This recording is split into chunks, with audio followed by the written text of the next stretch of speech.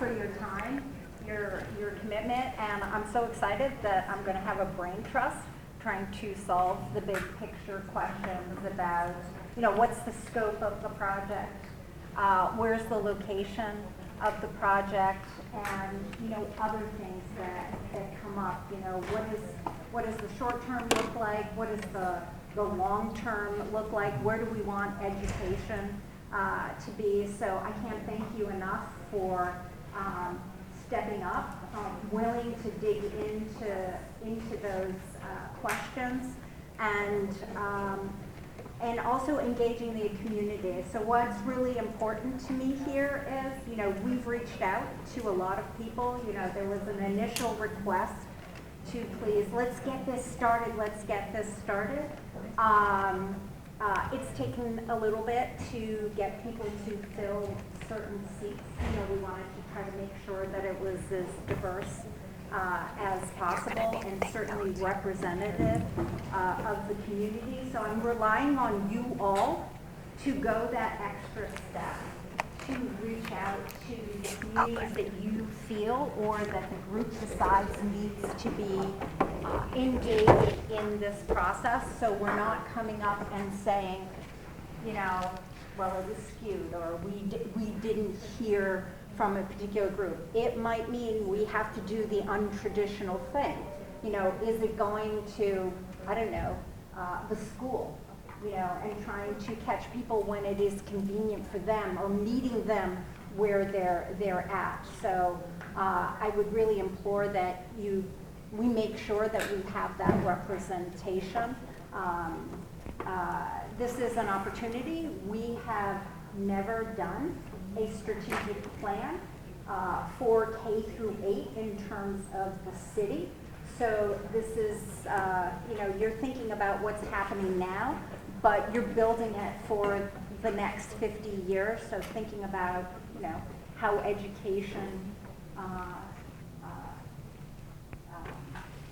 themes and trends and delivery works, and how the building is, and just making sure that we're capturing everybody.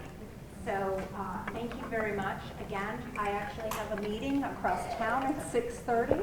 So I thank you, I welcome you, and you're in great hands with Stacy.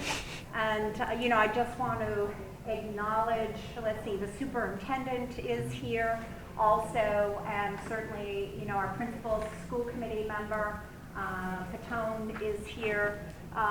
Counselor at Large, Strezzo, is also here. So thank you for your presence and the value you put in this. Okay, thank you. Thank you, Mayor. Thank you. Superintendent, would you like to offer any words of welcome? Thank you. Thank you for allowing me to share a few words of, I wouldn't say wisdom, but it's great to see familiar faces here. It's great to also rely on the knowledge and expertise of the end user. Although we don't have a student rep yet, ideally, I believe that the work that happened with the Wildcats at the Winter Hill yield a process of having a student being part of the process. So that's really exciting. Again, I really wanted to thank you for being part of this. Also to thank the CBI, because I know it's a trusted group that has been doing this community work in the past. And I will just echo some of the words of the mayor, that this is a community process, and this is also the end result is to make sure that our kids get the best option for them, and also that our communities are kept at the center of the decision-making process. So thank you, and also thank you for your time. Great, thank you so much, Superintendent. Meredith, could you? Hello, everyone. My name is Meredith. I'm the Deputy Director and Language Justice Coordinator in the Office of Immigrant Affairs. You probably noticed these devices on the table in front of you or on the table behind you. Tonight we have interpretation in English and Spanish. So unless you are a bilingual attendee and you feel comfortable participating in English and Spanish, you're going to be using one of these. Let me show you how to use this. and we're gonna make sure everyone can hear the right channel. So this little device has an earpiece. You're gonna put the earpiece with the big, I don't even know what to call this, band behind your ear like this. Gonna just fit right on. And then you can use the dial on the top of the receiver to adjust the volume.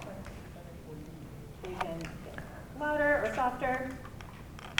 Now let's see if you want to put this on, and if this is, all right, our English speakers, can you hear that? Okay, anyone having any trouble? Great. And is Spanish sounding okay too? Okay, fantastic. If anyone needs a Spanish headset, please visit us at the table. We'll get you set up. Because we're working, oh, it's a bright light. Because we're working with interpreters tonight, I'm going to ask that everyone please speak loudly and clearly. And if you're going to use some more technical terms, please explain for everyone's benefit what that means. That's going to help us interpret correctly and make sure everyone can understand what we're talking about. And if at any point you're having difficulty with your equipment, please just head on over to the back table. I will be there. A big thanks to our interpreters, Analia and Carolina, who are with us. You'll hear them quietly in the background. They are interpreting. That's what's going on. All right. Thank you very much. Great. Thank you so much, Meredith. I think there was a question if we, so the reason English speakers need to wear this is so that then we can understand the Spanish when Gandhi is speaking, or anyone who would like to participate in Spanish. So that's if you speak both languages, you don't need it, but if you speak only one of the languages, or you would like interpretation, right? Yes. Am I saying that right? Yes. Okay. I have one Yes. last reminder to make. So our interpreters are going to be keeping up. They're simultaneously interpreting. So if we get started going too fast, which is bound to happen, you're going to see them come up here and they're going to tell you to slow down. That's your visual cue. If they can't hear you, they're going to tell you to speak up. All right, and that's going to help us prevent having to interrupt the meeting and get everyone understanding on the same page. All right, that's it. Thanks, guys. All right. Great. Well, with all those preliminaries, there's a slight problem with this projector. I have to stand here, I guess.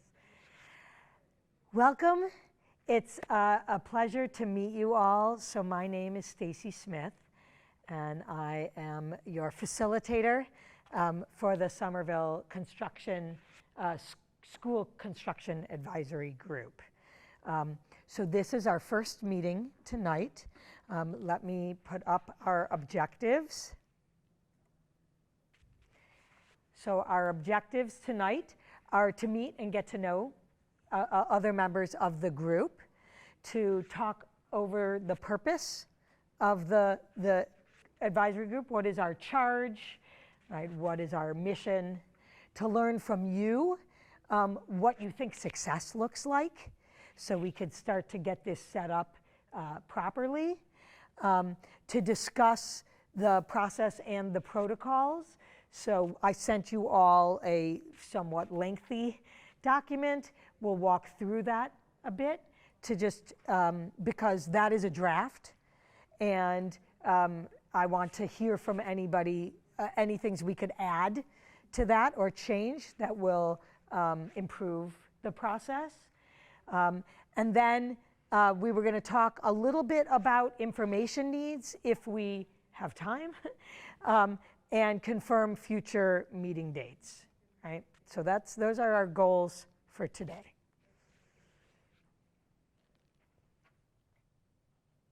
So our agenda, which is also here, and I'll move it out of the way, but so we'll talk through the process and the work plan. We will talk about what success looks like. We'll talk about information needs.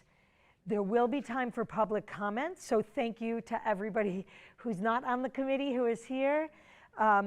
And there will be time at the end of the meeting. I know that often in public meetings, public comment is at the beginning. And I tend to put it at the end. And the reason I do that is because I really want to hear from members of the public about the topics we discussed, right? Decisions aren't getting made, so you don't have to worry that you're not getting to weigh in on decisions in time, because it's really just conversation. And if we are having a decision-making meeting, we will change the order and make sure that the public gets to comment in advance of that. And public comment will always be somewhat brief, but we'll have lots of other ways that we're really trying to involve and hear from the public in this process. As you heard from the mayor, this really is going to be the working group. You guys are like going to be like the steering of the process, but you're going to be weighing in all the information that you learn from the public as well, right? And so then we will try to move toward wrapping up and figuring out next meeting dates and things, and try to end really on time at 8:30. And part of that will be talking about times for other meetings. I know I didn't give anybody any choice on date or time for this meeting, because we know there was urgency to get started, and there were few windows and places that we could fit in. We made it at 6 just so we got those words from the mayor. But we could talk about locations and virtual versus in person and all of those things today as we go. Okay. Any questions about the agenda? Okay, great. Okay, let me just offer some very simple meeting norms and ground rules that I would like to request that we try to follow in order for this meeting and this process really to be successful. Of course, there's lengthier versions of this in the protocols, but really it's these 3 things. When we do get a chance for you to speak, to just be concise. Try to, don't go on too long. Try to be constructive. This is really your process. And so, you can say things that you see that you might not like, but also tell me what you do want to see, right? What you do like. And also be respectful. We know that this is a very emotional and challenging subject, especially for families who are displaced out of their school right now. And people may have very different points of view. And so this is going to work if we all speak to each other with dignity, with respect, right? And realize that everybody's here to try and get good outcomes for the families of Somerville, for the people of Somerville, for the city and the school district. So to just try and embody that respect in your process. Okay. I want to start by introducing, we're going to do some introductions. I'm going to introduce the planning team. I'm going to introduce a little more about CBI, and then I'm going to turn to all of you for introductions. Unfortunately, I'm doing many of these planning team introductions in absentia today because things are busy, things came up. But I want you to know who is involved in planning for this process. How did we get here, right? Who's been involved, right? And so for the city of Somerville, we have 3 different players and teams involved. Rich is the director of IAM, Infrastructure and Asset Management, and his team's role, Director Reiki's role, is going to be the actual oversight of the construction of the new school, right? He is also helping to run the school building committee, which is the entity that's got the big picture, and we've got this piece of the picture, right? So Rich is keeping the continuity between what we're doing and what the school building committee is going to be doing, and carrying this project all the way to the finish line. When you all go home, I certainly go home. Denise Taylor is the Director of Communications and Community Engagement. So she and her team are critically important in helping make sure that the outreach, the engagement that we are doing is appropriate, is helping to reach all of the people of Somerville. And so she is helping to advise to make sure we get the right people on the committee, and also that we get the right outreach plans for our broad process, where she's going to be playing her team is also going to play a pretty significant role. And then I can turn to Nikki and let her introduce herself. Hi everybody, I'm Nikki Spencer, Chief of Staff for Valentine's, so I get some of the next, and here to listen and to assist the planning team. Both my colleagues Rich and Denise had personal emergencies and really wanted to be here, so also be listening on their behalf and bringing any questions or concerns back to them following this meeting. But thank you very much to our advisory group for your service and for being part of this, and for the public for joining us tonight. Thanks, Nikki. Okay, on the planning team, we have two representatives of Somerville Public Schools. So let me start first with Amara, who's the Chief of Staff and Strategy. Why don't I let you introduce yourself, please? Hi, good evening, everyone. I'm Amara Antigay, the Chief of Staff and Strategy at Somerville Public Schools, and I'm also really grateful to be here to listen in and to support this work. Great. And her counterpart on this planning committee is Jackie Peaks, who is the Chief Communications and Development Officer. She's playing somewhat of a parallel role to Denise from the Somerville School side. And so, as you can see, we really wanted to make sure that we have the key agencies, departments from the city and from the school district who can help set up this process for success. Okay, lastly, let me introduce myself and my colleague, Mira.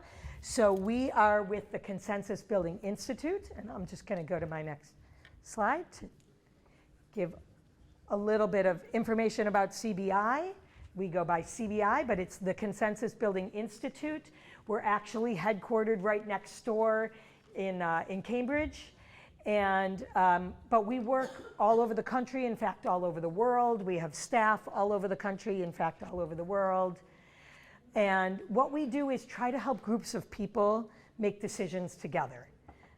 We do that in places where people are trying to collaborate. We do that in places where government agencies are looking to make sure that they hear from the people who will be affected by the policies that they are trying to pass. We help with negotiations. We help on this wide range of different subject areas, as well as different types of services that we offer. We are a nonprofit. I am the managing director at the Consensus Building Institute.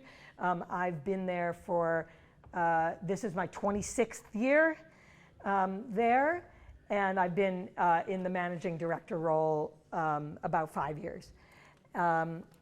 Mira, if you'd like to introduce yourself. Hi, everyone. It was a pleasure to meet any of you that I met already and via email. My name is Mira Downey. I'm a junior associate and 25 years in Somerville, Massachusetts. So very happy to be here, and thank you very much. Yes, we are very lucky to have a native Somervillian here with us to help support this project. Okay, enough of me talking. I'd like to now turn to you, and what I would love for you to say as we go around is to tell us your name, tell us sort of the group that you are here to represent, and something else you want to share. I'm leaving it pretty open. Something you want your counterparts to know, maybe not an entire dissertation so we can get through the meeting, but you know, a minute or so. Feel free to share a bit about yourself. And I'll start with you because you're sitting right there, Andre. Sure. Andre Green. I represent the Ward 4 School Committee. That's seat here on the Somerville School Committee. And things I want people to know about me. I'm the dad of a 5th grader at Healy. And I am deeply committed to doing whatever we can to get a new Winter Hill school in our lives as soon as possible. Thanks. Hi everyone, I'm Marta Guerra. I am a parent of 2 kids that are in the Brown School right now. I believe that I'm representing the Brown School, even though they've been in Capuano, they've been and they're going to go everywhere. one thing about me, I'm an architect and urban designer. I'm very used to doing what you're doing in a way because I deal with a lot of school and education on the other side and trying to capture a lot of feedback. So I'm kind of excited to be on the other side and not have to, manage all the comments. So very excited to try to see what we can come up with. Hi, I'm Jack Connolly. I am currently representing the Chamber of Commerce. I'm the acting director right there now, and that I'm delighted to be part of the process. I'm also a native Somervillian. I still live in Ward 6, where I've been born and raised. I ran a business in Davis Square for almost 25 years as a property and casualty insurance agent. And I've also served on the what is now the City Council for over 17 terms, and I'm delighted to be here and anxious to see the process. Great.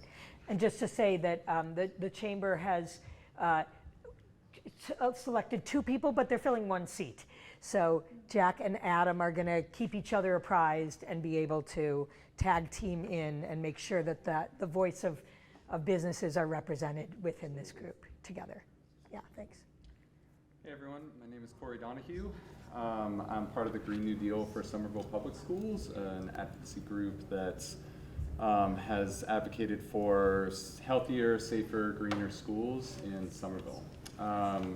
Something to know about me, my wife is pregnant and is due in 2.5 weeks, so very excited. So you may miss some things. We'll see. You should miss. We'll see. Yeah. Thank you. I am Councilor Kristen Strozzo. I am an at-large councilor representing all of Somerville. Love the city. I'm a mom of 2 kids in the Somerville Public Schools.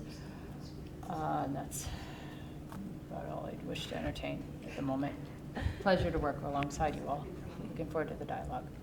I'm Emily Miaris. I'm a parent at the West. I think that's the seat I represent. I have 2 boys at the West. I'm also an architect and do a lot of this work in your capacity too. So it's fun to be on the other side of the table. Yeah.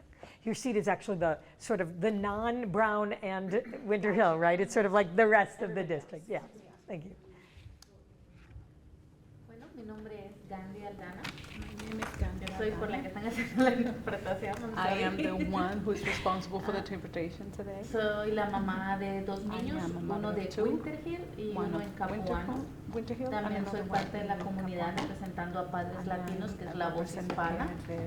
También ya pertenecía a la PTA de Winter Hill, por eso algunos me conocen aquí. Y pues tratando de trabajar en este proceso tan importante que es la reconstrucción de nuestras escuelas. Thank you, Connie. My name is Brian Williams. I've been a Somerville resident for 25 years, so new. I have 2 students in Somerville schools, one at West, one at Brown. I'm a member of the Brown PTA as well as the Somerville Council PTA, so I have a little bit of visibility across the city. I've worked as a building scientist, and a fact about me is my parents were public school teachers for 102 years, so 50 Combined. Nice. Thank you. Hi everyone, my name is Cassie. I am a parent of a student at the Winter Hill School, so that's the group that I'm representing. I'm also on the Winter Hill PTA, co-secretary, and hopefully soon going to be secretary for council PTA as well. Something to know about me, I am involved in a lot of activity in the community, mostly around affordable housing. So I'm definitely coming at this with the lens of working class and low income renters in the city and how a new school building might impact renters here. And yeah, that's it. My name is Matthew Daniels. I'm filling one of the seats for Winter Hill School, parent of a current kindergartner as well as another kid who's 2 now, so will probably be class of 2040. So, I'm really invested in making sure we do this right, and especially any chance that those kids can see a new Winter Hill school is really important to me. So looking forward to participating. Hey everybody, I'm Matt Roberts. I'm representing the general SPS community. I have an 8-year-old boy, 3rd grader at the West Somerville School. I've been in construction for almost 25 years, both the labor, doing demolition, and project management and estimation. So I've never seen the beginning stages of the front end of it, so I'm very excited to learn about how that works. And something about me, I've been coaching soccer in the city for about 5 years now, so I got to know a lot of different people, kids in all the different schools. So it's good to know people from all over town. Thank you for this. Thank you. Hi all, my name is Surya Rasbansi. I'm representing a building committee here. So I'm also a resident of Somerville and I have 2 kids that goes to Somerville school since the beginning. Now my elder one is in high school and a younger one is in a middle grade. So about the background, I'm a project manager. I work with a lot of building construction, building development, infrastructure, and so on. So that's thrilled to be a part of this from the initial stage. Are you on the school building committee? Okay, I hadn't, so welcome to the group. Yeah, huh? And you're also on the school building committee, okay. And did the school building committee appoint you to be here? I can maybe clarify. Yeah, can you? The school building committee is a requirement of the state, which I know we'll get into probably later. They are a separate body that have a slightly different charge than the group here today. So welcome. I'm so glad we sent an email to the members because their process begins in January when we're further along in the state's process, but we're very glad to have you here as we kick off this part of it. Great. So my name is Marta Fuertes. I come representing Padres Latinos as well. I don't have any kids in the Brown or in Winter Hill, but I come as a voice of the Latino community since I work with it, very close to it. My kid is at the East, and my colleague Paula Magnelli should be the one here, but she couldn't come, so I came. Okay. Switching. Well, that's great. So we are happy, like this is great, and it's, you know, we want to make sure that this committee, it has the range of voices, and so I think welcoming you from the school building committee is great, and feel like we're happy to have, in the way that the business community is trading off, just make sure we get all the information so we can send you all the information that you need. Okay, sorry about that. Great. Okay. So I want to move a little bit into talking about what this committee, what this advisory group is going to be doing, what our task is. And these slides, Counselor, will all be posted on the website, but feel free to take pictures. And this is really just straight from the document that I sent you. And don't worry, I'm not going to go through each piece of the document. But it felt like the purpose and the way we're going to work together is the most important thing to make sure everybody understands, right? So this group has a very specific, important, big, but also narrow role, right? So what this group is charged with is specifically about the location and the scope of the new school, right? So as you all know, the MSBA has approved building a new school to replace the Winter Hill, which in the urgency of people being displaced, they've given money for that project. The city also applied for money to rebuild the Brown School because it does have lots of facilities issues that are present today and likely to be even more present in the future, right? And potentially catastrophic for that school. However, the MSBA gave money for one school. I don't know why that one just turned off. They gave money for one school, and they said that school can include the Brown community if the city chooses, right? And so that was why the mayor decided, let's have a community process. We know this is a big question. And so these are really the way we're framing the questions for this group. If we build a new school, rather than renovate the old Winter Hill School, where should it be located, right? Should it be at the Winter Hill site? Should it be at another location? The most realistic that the research of the city suggests so far is Trump Field. They presented that back last December, but open to having more conversation about that as well. So that's one decision, is sort of where the school should be, and whether it's going to be a new school or a renovation. Of course, if it's a renovation, where it is already decided.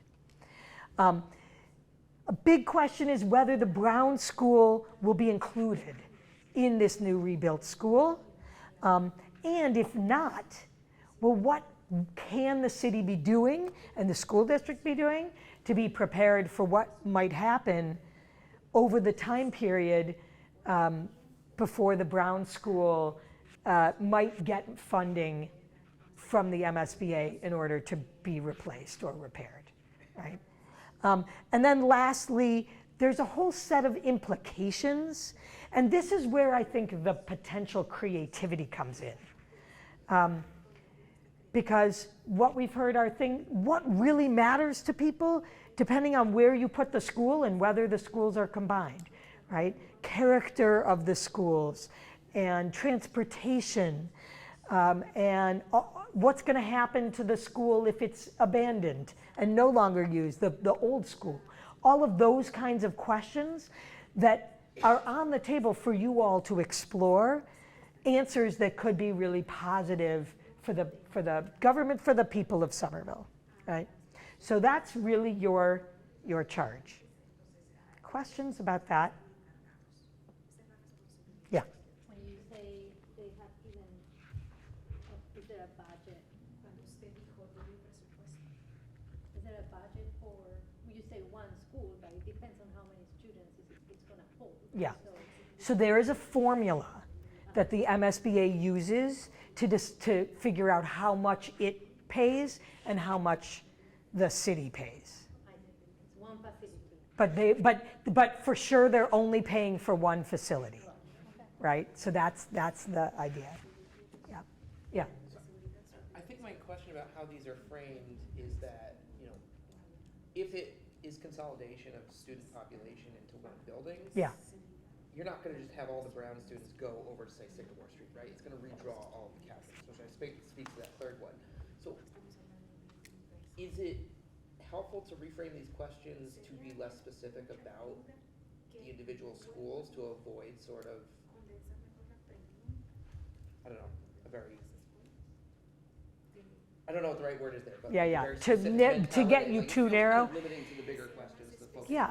on Brown rather than capacity in general. Yeah, I mean, I think this is something that we can talk about, and then we can confirm with the planning team of the city and the school district about, like, where are the boundaries of what this group is to do.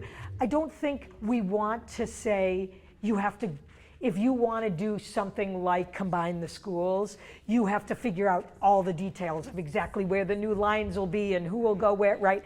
It's more to weigh in than on, well, okay, in that case, what other principles or things would you like to recommend that are associated with that?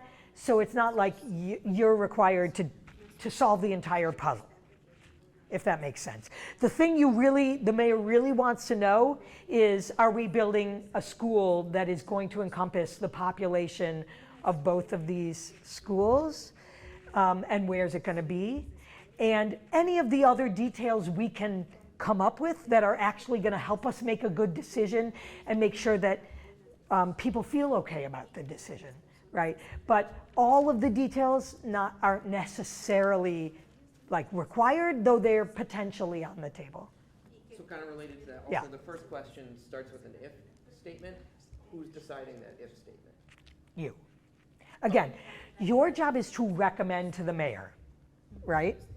So the mayor ultimately is deciding. You are an advisory group of the mayor. But the mayor is asking your advice on this question. So the first question is, should we build a new school or renovate Winter Hill? Yeah. Okay. Yeah. O sea, para terminar de concluir con lo que él dijo. Oh, un momento. Para terminar de concluir, y como usted lo dijo, los fondos fueron aprobados para Winter Hill porque Winter Hill no tenemos escuela.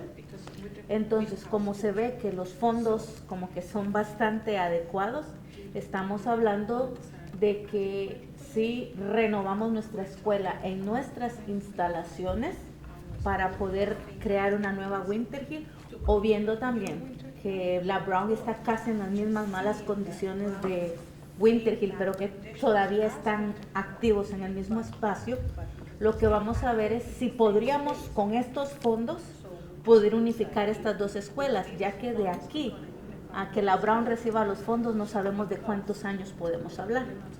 Entonces, eso sería nuestro objetivo con la comunidad, ver si podemos ubicar que estén felices las dos escuelas en un solo edificio, puesto que me podrían corregir. La Brown creo que cuenta entre 250 a 300 niños, ¿no? ¿O cuál es la capacidad de la Brown? Y la Winter Hill tenemos aproximadamente 400 niños. Estamos hablando de unos 700 niños. Y considero que Somerville es la cantidad de niños que alberga. Entonces, si se dan cuenta, Somerville no se ve una escuela tan grande y alberga la cantidad de niños que nuestras dos escuelas abarcan. Entonces ese sería un buen punto también a tomar, solo que la ventaja aquí que tenemos que hacer es de que si se va a llegar a un consenso, poder darle todas las guías a nuestra comunidad para ver que si se va a hacer un edificio, sea un edificio que valga la pena, como lo es ahora la high school para nuestros hijos. Yeah. So you're jumping right in. Right? And this is the kinds of conversations that we're going to be having. You all have to deliberate on these questions, right? And all of the implications that are part of that. So I think exactly the understanding of what your job is, correct? And it's gonna take us some time to do it, right? I want to repeat, the timeline for this group is meant to fit into when the school building committee needs this decision, right? If we decide sooner than that, great. I don't think it's going to speed up the building of the school, right? But we're not going to kill time. We just want to we have time, and we're going to use that time to deliberate, to hear from the public, right? To learn the information we need to know, right? What are the enrollments and what are the projected enrollments and how far do people walk and where are they coming from for these schools and what do people value about these schools and how do we make sure we maintain the things that people value about their schools, right? Those are the kinds of conversations we're going to have, and ultimately we're going to hopefully all together agree on a recommendation for the mayor, right? That's our goal. Let me go to the next slide so I can say a little more about how we're going to do this. So this is the how do we make this recommendation, right? So first of all, we want to make sure we get, as I've said, input from as much range of perspectives in the city as we can. Right? We also want to build some shared understanding about the needs. So that was the information piece I talked about, right? So we're going to spend some time learning about overrides, and we're going to learn about city budgets, and we're going to learn about capital budgets and capital projects and all of those types of things. We're going to do this broad public process So we can learn more from others, not just at this table, or people who aren't necessarily able to come to these meetings. We're going to develop a range of options, so our goal won't be just come up with an option, but rather to think about what are a range of different options we might consider. And then we could look at what's good and what's bad about each of those options, right? And then we can make them better and better and better, hear from the public, hear what they think, make them better and better and better, narrow them down, and then ultimately align on something to send to the mayor. Make sense? Yeah. Are there, so I know you mentioned we had talked, that a lot of these options have been presented in December of last year. Yeah. Are there specific gaps in information that the mayor's office has identified as like areas that we need to fill in or questions? I'm going to just jump to that one. So what was presented in December was really about location, like the possible places you could build schools, right? And the possible configurations, if that all was done before they knew they did not get the MSBA money for the Brown, right? So those options, those 5 options, were all live options if the MSBA was funding both projects. But the MSBA isn't funding both projects, it's only funding one project. So it's now a subset of those options, right? So the option of rebuilding the Brown where it is while we're doing the Winter Hill is not, right now, not an option. Doesn't mean the group can't say, let's just wait and hope for the future, right? But the live options now are a little different than those 5. In addition, I think there's more to say than just the location, as we talked about, right? What do we think about transportation? What do we think about, are we combining school cultures or are we keeping them separate, or, right? So there's a sort of the details within all of those for this group to try to flesh out. Does that make sense? And this set of data, and we'll come back to this later, but this is sort of the some of the information we're going to need to understand and absorb to be able to weigh in effectively. Some of this has been presented already and the city's collected it, and some of it will be pulled together and presented like for the first time, right? And there may be other things that people think we need to know. Yeah. You're not assuming that some of us have gone through, there's a talk about 5 sites. I don't know what those are. Yeah. Is that information? We'll get to all of that. We'll get to all of that. Yep. Okay. I want to stop there. There's a lot more in the process and protocols, and I don't necessarily want to walk through them because I want to use the time I have all of you to get you guys talking. So I want to propose this. If you haven't had a chance to look at those protocols, please look them over and send me your thoughts, right? And I can try and adjust the protocols. So let me give an example.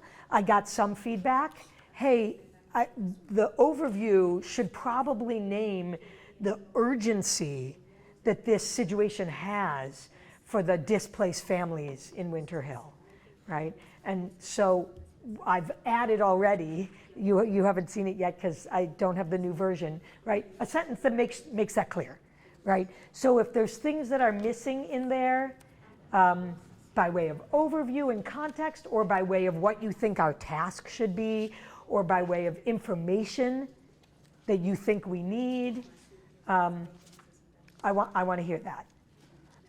The one thing I want to talk about actually before I go here, the one piece that I'd really love your advice on is the membership of this group. So I think as you saw, I'll go back to that slide actually.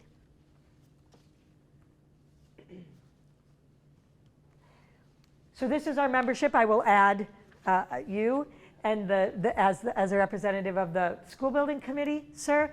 But We do have some potential student representatives, so we were hoping they might make it here tonight, but it was a little last minute. We're still hoping for educators from the schools. I wanted to hear from you if you feel like there are other, not people, but sort of groups or voices that it might help enrich this process. The MBTA. The Massachusetts Bay Transportation Authority. I think that's what it stands for. Yeah, the T. The T. The T, to weigh in on the choice about the school? To talk about how the placement of the school is going to impact transportation because we're not a busing district. Right. Okay, so let me clarify then. There's the information needs, right? Like experts who can come and tell us stuff. And then there's I'm going to call you guys the stakeholders, which I know is like a, wonky term maybe. But you're the ones who are affected by the decision. And frankly, the people of Somerville are going to vote on the override. So yes to the Transportation Authority, maybe as an expert. But not sure we want them to make the decision about where the school should be. Yeah. I know this is an advisory group to the mayor, but somebody from the mayor's office on the committee would be nice to see as well, giving input. Okay. I can take that back to the mayor. So I've been part of the planning process, and you'll have city staff involved in this from the get-go. And certainly the mayor is going to want to hear recommendations from this group. If you would like the mayor's office to have a voice in this group, that's a slightly different charge. So that's up to you, though, and we can certainly find the right person, whether it's me or someone else from our office. Yeah. Well, and I think for the mayor also to think about, does the mayor want, if there are specific concerns the mayor wants to make sure are being represented, in some ways, Nikki might be able to represent those from the planning team perspective, but perhaps the mayor thinks it would be helpful to actually have someone sit at the table. So that's right. The city council and the school committee were invited to have representatives and said, yes, we would like to actually be represented at the table. Yeah. In theory, part of this is to ensure we come up with an answer that can pass an override. It may make sense to have representatives of the neighborhoods we're talking about these schools possibly being in. Okay. Yeah. Just on the override, Matt, it almost sounds like it's a fait accompli that an override will be necessary in order to make up the city's component of what the school building assistance fund. I understand normally they fund typically 60-70% of these schools, so it's assumed that whatever role the city has, it will need an override. Is that safe to assume? Is that something you can answer? He said, is the assumption that we will need an override to fund the city's portion of the project? That is this assumption at this time, but we will absolutely, if you saw on the list of information that Stacy put up there, there's a lot about the city's finances that will have to be discussed by this group so that you understand the pros and cons of how we do this. So that is the assumption for now, just based on the likely cost of such a large building, but we'll definitely get into the weeds further on. I think that's crucial. Yeah. For any decisions being made, because if we're talking a building that could be, by the time we get to a 300 or a 400 million, and now we're talking a city potential having to fund 30% of something like that. I've seen a lot of the school building assistance funds go to schools, and they're talking $250, $300 million for expenses in nearby communities. A year or two from now, when this might be finally voted on, we might be looking at a pretty large gap between what the building assistance fund could provide and what the taxpayers' responsibilities are going to be. So I think that's a crucial question to keep in mind. Yeah. And one follow-up is, who are we going to hear from? Who's going to give us the details on the existing site at both Winter Hill and the Brown as far as the condition of both buildings? Is the Winter Hill in such a condition that it's got to be demolished? And Brown School. My daughters went to the Brown School. I live in that neighborhood. I'm familiar with the building, and sure, it could need a lot of TLC, but It's still one of the best testing elementary schools in the city. So who's going to help us with those decisions? Yeah, so the information needs, our planning team is going to help us identify who are the right people to present that information. We will let you guys know who those people are. If you have concerns, I don't think that person knows what they're talking about. I want someone else, I want to, right? We can have those conversations too. But I think in general, I think our planning team, the city has a lot of resources to draw on and expertise to help bring answers to those questions to the group. Yeah. As point of information, the MSBA formula says 70% of allowable costs. Those allowable costs are usually, however, based on what it takes to build a new school on empty land. As we don't really have that in Somerville, we've averaged about 50% reimbursement for our basketball projects. Just to that point. Well, sorry. So I was going to suggest parents of the students who live in the Mystic projects or in the public housing, also parents in special programs which are particularly in the Winter Hill, that they have specific needs, whether the school is placed in one place or another, and is bigger or smaller, in what way this will affect the needs for these communities that probably have less voice than others. So I think that is important too. Yeah, and maybe unique perspectives to bring to the table. That's really helpful, And one other question I have is that, should there be a representative from the place where it's going to build, the neighborhood of that? Yeah, so the Trum, you're saying the Trum neighborhood? Or the Sycamore neighborhood. Like if those are two sites, like building a bigger school on the side of Sycamore Street, I know from the experience of getting the playground built on Sycamore Street, it's going to have and generate certain feelings in the neighborhood. Yeah, as separate from the parents. Yeah. Okay. Yeah. That seems, that makes sense to me. Any other suggestions? Yeah. I know this was solicited, but it would be really helpful to have educator input here. Just they're going to be in the building for 30 years. Yeah. And just getting perspective on what works and what doesn't work about various buildings would be really helpful to understand the educational impact of all the options in front of us. Yeah, yeah. We have heard that. We're trying. We're going to keep trying. Yeah, thank you. So the options are going to always be on land that the city of Somerville already owns, right? There's not an option to purchase land or to trade land. I don't know the answer to that question. She asked, is there a certainty that the land, it has to be owned by the city? I think that is a fair assumption, but I can always get back to you with more information on that. Yeah.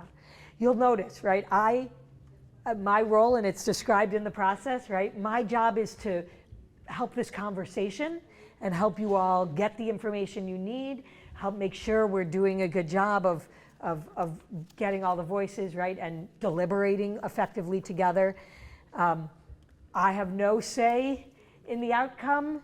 I don't know, I can't make decisions about timelines, I can't make decisions, right, none of those things, and that's why I have this planning team, right, and so as you ask questions that are more about the process, I can answer those, and when you ask questions that are about the decision or the outcome, then I'll turn to my planning team members, and Nikki's just carrying the ball for all of them here tonight. But the expectation is that they will be here. And of course, any questions that you ask, we're going to be bringing back to them. Part of our role is also Mira's taking very good notes for us. And we will be creating a hopefully quite readable summary of what we do here. And in it, we'll also answer any questions that come up that we haven't been able to answer during the meeting. So, yeah. Another quick question. Is it possible that somebody from the city or one of their subcontractors will come and explain to us the conditions of both buildings as they are right now and any recommendations they're going to make? I think that would be very helpful. Yeah, that's really helpful to name. Yeah, of course. Yeah. conversely, can we also ensure we get the opinions of the the district on their suitability and educational abilities for the next 50 years? Yeah. So let me just turn to that briefly because we're getting into the information needs. And I completely understand you're wanting to think about these more, right? So this is what the planning team has identified initially as the type of information that you all would benefit from in order to really deliberate and make good decisions. And this is listed in the protocols that I sent, right? So the culture, the demographics, the current conditions, the enrollment, the capacity, the programs, the space needs, the curriculum requirement, the school and building programs at Winter Hill, at Brown, and as relevant at other schools, right? So any of that information can be quite important and relevant in this process. We absolutely want community input that has been collected. We already got a lot of great input from the Winter Hill students in their civics class last year. They surveyed other students, they surveyed parents, they surveyed community members, right? So we're not starting from scratch. We are building on all that information, that wealth of knowledge that's already been created. And we'll continue to reach out because we didn't get everybody's voice, right, in that process. Current and potential school travel and transportation information, as you spoke about, and we can also hear from the transit authority. And then a whole bunch of different pieces about Somerville municipal finance, right? So understanding operating budgets, capital budgets, revenue generation, how's this going to get paid for, right? General fund capacity needs. What other things are on the plate for the city and for the school district on the to-do list for capital dollars, right? Because that might be important to understand as we're thinking about one project or two projects, right? Affordability issues and the debt exclusion override and how it works, right? Which is, as we said, right now, I think the working assumption of what will need to happen. And then any other city and school fiscal infrastructure and building priorities, right? So this is our starting list. You are already adding some pieces to it, right? And as we go, I think the key question about information needs is that, right, nobody wants a study for a study for a study for a study, right? This is an action-oriented group. We want to be well-informed. We want to know what we're talking about. We want to know the information that we need. But we want to make sure that whatever information we're asking for actually is relevant, right? It's actually going to help make the decisions. It's going to, be of use. We don't want to waste anybody's time, the people putting together information or yours in hearing it, So, but that's going to be a discussion for this group as we go. Yeah. So I think this list is great, and I think pretty much everything on this list, with the exception of additional community input, probably already exists within either the mayor's office or the schools. Is there a report on this to answer these questions already? It feels like we're asking for information to give the information back to the same people who are giving it to us. No, so where is that going to be summarized in advance of the next meeting? Yeah, this is the group. They're basically telling you this is information we're going to be providing you. Yeah, and it's like how exactly we provide it. Do you want it all just reports? Do you want presentations? Do you want them to do some, slide shares that we could send you to watch on your own before meetings, right? Those are all things for all of you to help figure out what's the best format for you all to get this information, to be able to then ask questions, right? And probe in and make sure that you understand the information that's being provided. Yeah. Look at this list, and I kind of feel like we're missing that this is an educational building. Like, when we built this new high school, there was a 400-page educational plan written for it. Yeah. That discussed our vision of what we thought high schools needed, facility-wise, over the next 50 years. Yeah, yeah. I don't see any talk of that like with this. Yeah. So part of that is because we're not actually designing the building. We're not going to figure out like how many classrooms or how big the class or what the labs are or any of that. But to the extent that those things are important, and they're here a little bit, school and building programs, curriculum requirements, space needs, right? Those are there. And to the extent they are important in making this decision, then we should get that information. I would say it's vitally important. Like, one of the questions, especially concerning the future of the Brown, for example, is can you build a 21st century learning environment on that footprint? So like, if we don't have those conversations, yeah, we can't give a good answer to that question. Yeah, for sure. All of that, Andre, is on the table. Absolutely, yeah. Will all of the information materials as they're presented, will they be in multiple languages? So all materials for this group will be in English and Spanish. Thank you to Soya, and they're working with us, sometimes on a very tight time frame, to make sure that we make the materials available. When we're doing the broad public process, we will have materials for the questions we are asking the public, and any information that they need to answer those will be in multiple languages. I think it's also the case that any documents, because all of our documents will go on the CAG website, that there's an opportunity for people to ask for translations of city materials. Is that right, Meredith? Yes, that's correct. So then they could be made available in any language. But absolutely, for the outreach we're going to do, we want to make sure that we're communicating with people in the languages that they can communicate in. Yeah. I mentioned this earlier in a different context, but in terms of information requested from the city, I think their understanding of their own gaps in information is a critical thing to add to that. What do they know? What don't they know? Yeah. Is, I think, a really important part of that. Yeah. Great. That's a great point. Yeah.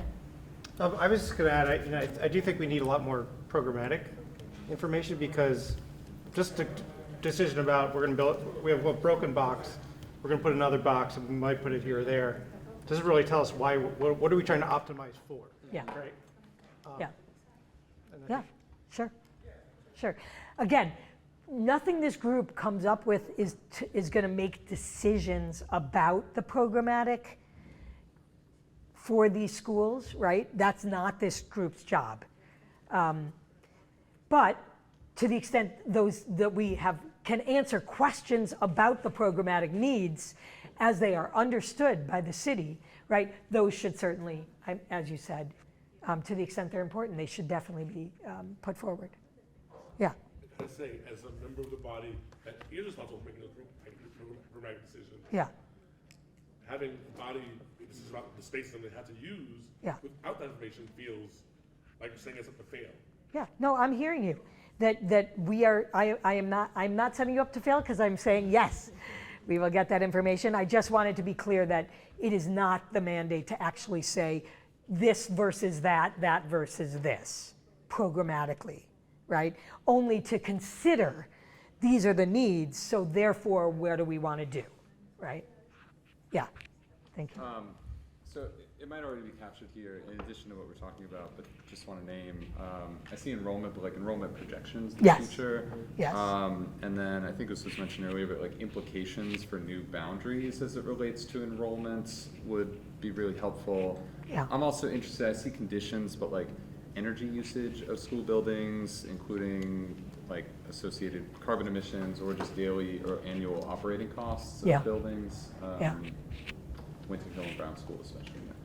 Great. Yeah, building on that, it seems like there's a facilities piece to all of this. I don't know if it's necessarily a person on this group or if it's a person who comes and gives us information, but understanding deferred maintenance and all of those things on Brown, just, points of consideration that none of us who has ever managed a building might know. Yeah. I think in that regard, sorry. Go ahead. In that regard, because this year we enter the stretch code in Massachusetts, it's not really gonna matter. Like, anything done in Brown School is gonna have to be upgraded to code, which is a huge lift in sustainability. Yeah. And then obviously a new construction is going to have to meet the standard of the code, which has put the threshold really high. So anything we do in the Brown School is going to trigger an elevator, an upgrade to the envelope. Yeah. So to me, I mean, it would be relevant to have that information for the group, but I can, this year is Yeah. very different from previous years because it triggered, Yeah. it's triggered by the code. Yeah. However, at the same time, I'd like to consider the socio-emotional impact of the students and the families and how serving or not serving based on the decisions that will be made in this room or considerations in this room. And additionally, how will green space be eliminated if the Trump field is taken as seriously as a consideration, Yeah, whether or yeah. not. Because we are a city so shrunken on green space, and green space is such an incredibly important virtue in this city. Yeah. How would that impact? Yeah, yeah. But also, and then how that ties into the socio-emotional impact of how it affects children as well. Yeah. So two factors, Yeah. individually and collectively. Yeah. And I do want us to just be thoughtful about what is data, like that is, we can give you an answer to your question and everybody will say yes, right? What's the size of this, right? What's the enrollment of that? And then there's things that are harder to measure, right? That doesn't mean we can't try, but then if we're gonna say what are the social emotional impacts, we have to say, how do we measure that? How do we collect it? What are we, right? So we just have to be thoughtful about, and within the time frame we have, right? What are we gonna collect, right? Some of those things are gonna be really matters for deliberation and discussion, right? Like we know that there's social emotional impacts of certain things, right? And so we could just talk about those things. We might not have data to present, right? We know green space, we might actually have data, which is like, are there places to replace it? Or how much is this field used? Or if we didn't have this field, what would happen, right? There is some data components to that, but there's also some just deliberation pieces to that. Yeah. To build on Kristen's point, there's also some legal considerations. One of the reasons the high school was ultimately not built at that lot was because the legal need to do a land swap. Is that still a legal requirement? Requirement, however many years ago it was now that we put the high school, yeah, was that it could not be done in bits and pieces. It had to be a chunk of land of equal size. Yeah. And so if that's still a requirement, the city doesn't have that. Yeah. So that's an extremely good information need question, right? Like, yeah. Thank you. Also, I was going to mention about the green space as well. One particular thing that I hope we can gather information about from the schools was polling. I think this goes beyond just Winter Hill and Brown. I think this is probably going to involve polling a lot of different schools, people who made pre-K and K choices this year, how the uncertainty was affecting their decision. I know this was a process for those of us enrolling in Winter Hill for kindergarten. There was a back and forth about whether or not students would be in a certain building. And I think knowing about choices of Sycamore Street versus Edgerly and distance has affected those choices in the past would be really useful information to have. Yeah, sure. Yeah. Pardon me, one more final question on the concept of green space, and happy to talk further social-emotional later on in the project. Great. However, to the point of Winter Hill and green space, and what the financial impact, we just built that playground in Winter Hill, right? That was less than, not even 10 years old that we built that, which even getting to the point of building that playground was an arduous process to get to, right? So that also has to be considered. Yeah. We just built that. Yeah, okay, great. Okay, so let me step back now for a minute. And what I want to do is, I want to really think through how are we going to be successful as an advisory group? And part of that is kind of defining what success means, defining what it looks like. So one way I found that can be helpful to do that is to look backwards, put ourselves into the future and look backwards, right? And so to say, let's imagine we're done. We've succeeded, right? You all are like, it is time to celebrate. We worked really hard as an advisory group. We succeeded, right? How would you know? What would that look like? What might that, like if you were to be able to say that you succeeded, how would you describe it? You could think about it like, let's say the newspaper is going to publish the headline of the advisory group's success, right?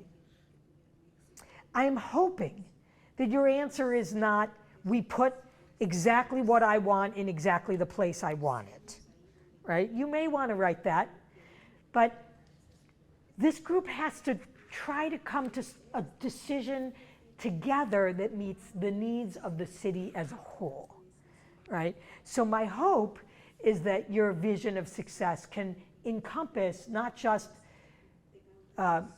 maybe not just the outcome you say you want, but why, right? What would that actually do for you?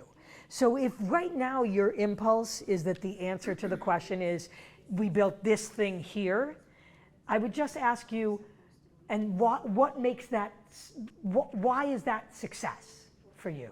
What does that accomplish?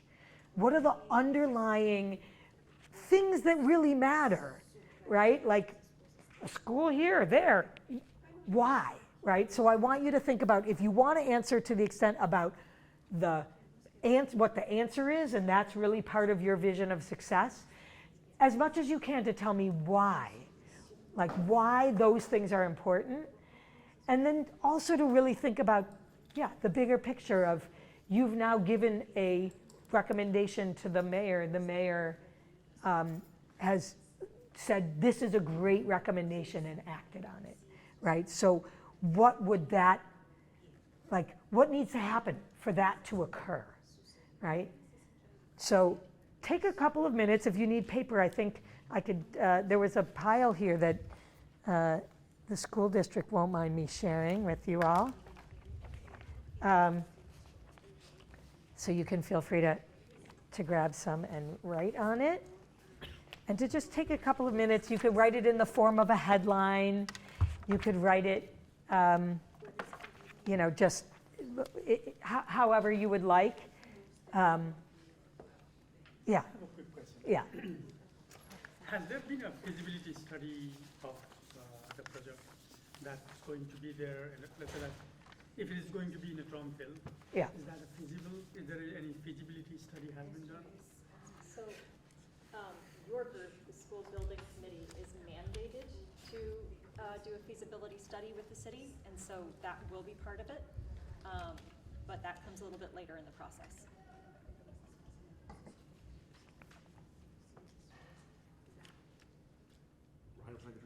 Yeah.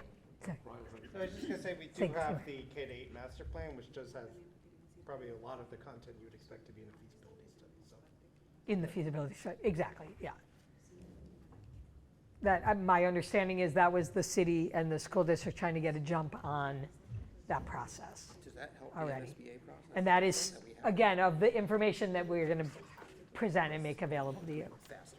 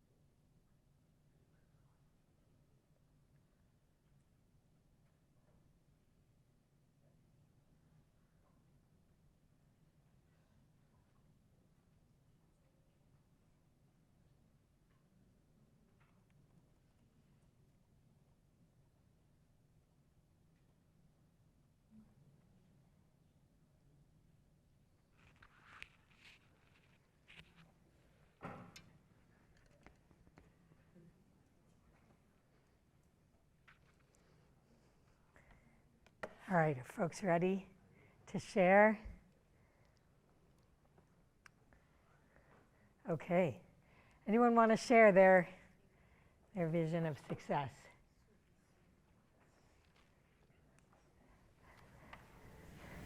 Yes, please.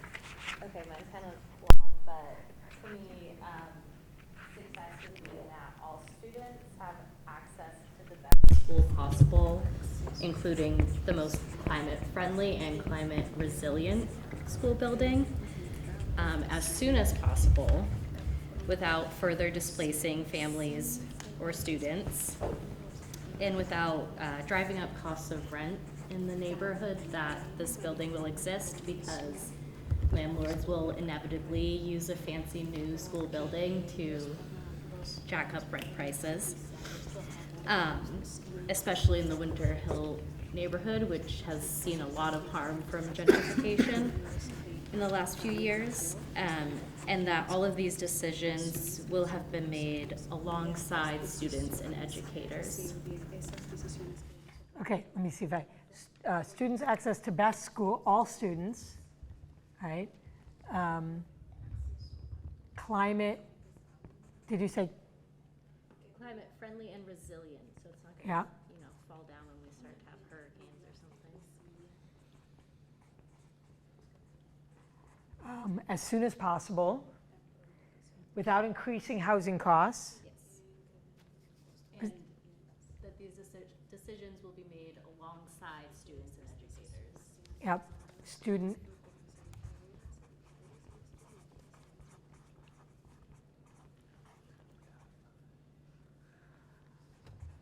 Involved in decision. Okay, great. Others? Yeah. Getting as much community support and input as possible to ensure that any necessary override passes and doesn't add further delays. Yeah. Making sure, and which ultimately leads to making sure that Winter Hill students get placed in a permanent, modern, safe environment as quickly as possible, while also ensuring there's a long-term plan for all schools, including Brown students, to have safe buildings so that type of event doesn't happen to anybody else in Somerville.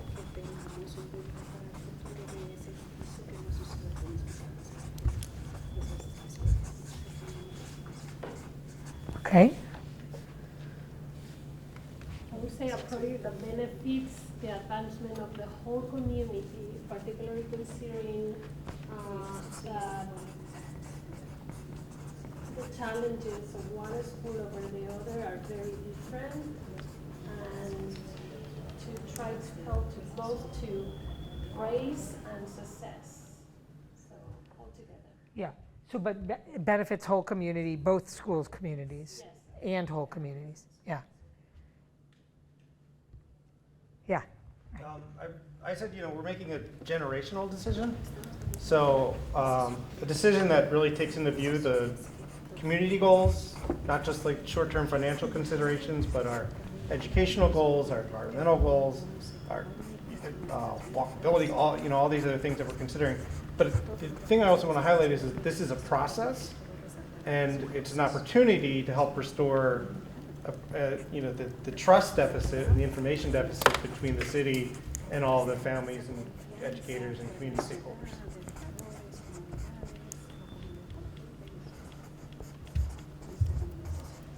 Great. Yeah. Just related to that process piece, I mean, I wrote a bit about like the outcome for the school, but just as a process, something like the mayor accepts the recommendation of the advisory group feels like that would be a good outcome. That we ourselves are able to reach like near consensus, and that throughout this process, the members here remain relatively open, ask questions, reflecting genuine curiosity, listen, debate, even sometimes change their minds.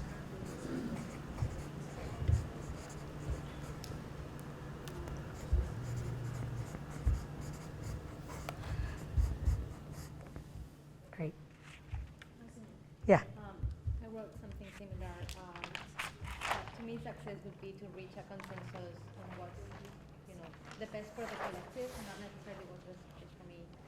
But I think what in my mind is very, it speaks of success is when we're able to explain to others why we reached that decision, and then other people are able to communicate that to other people. So I think that's what really was part of the process, to say we chose this because, or we made this recommendation because we, this was best for everyone because of this. And I'll give you an example. Like we live in Spring Hill, and one of my kids was in Brown and the other was in Capuano. And I never understood why there was a Capuano school with only little kids so big, and everyone had to travel to the east to drop off and pick up kids.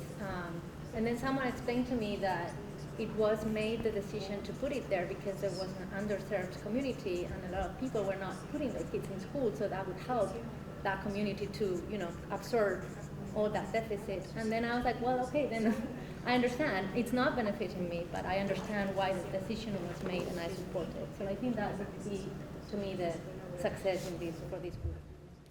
Yeah. So I'm saying, so we're getting to know each other. I will put out there, I'm a terrible speller, and my handwriting's not great, but I'm doing my best. The decision is justifiable and can be explained and make sense to people, right? That like, people don't see the decision and be like, but why did you do this? This makes no sense, right? Okay. Yes, Jack.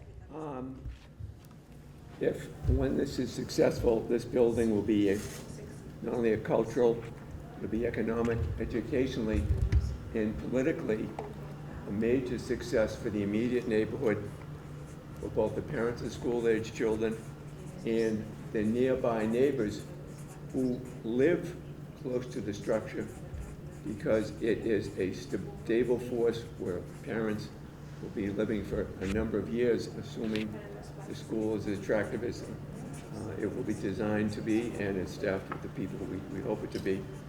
I believe that that's going to have a major impact on the immediate region of the city if it's located at its existing site or decide to put it somewhere else, but I think it has many benefits upon its successful completion. Yeah. So economically, culturally, and politically, you said? And educationally. And educationally. Can you please not forget we're building a school? I want to say, like, yes. A sacred place for education, but also relevant for the whole town.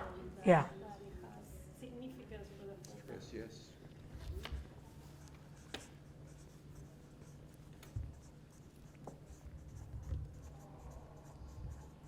Yeah, great. What else? What have we missed? I know I already went, but to jump on that, I think it's important is to, success will be providing certainty to new families moving into Somerville as well. Because if you move right now to something that would be, for example, in the Brown or Winter Hill catchments, you don't necessarily know where your school is going to be. If you don't have kids and you're thinking about that in the next 5 to 7 years, currently it is a complete unknown. So providing that guidance to families looking to raise children here is, I think, a big success. Yeah. Counselor. For whatever decision is made, that is, it is a decision that will positively impact families and children, and that we're considering their needs. And while this is a financial decision, that we're also considering the day-to-day lives of of families and guardians and children in Somerville. Sometimes I feel that is lost. So positively impact families and children. And that the ultimate decision has deeply considered that, and the outcome has as well. Yeah, great. Anything I'm missing? This is when we share the information with our neighbors and people that we know, that people get excited about it. Something people are actually happy to see happen in their community, whatever that means for them individually.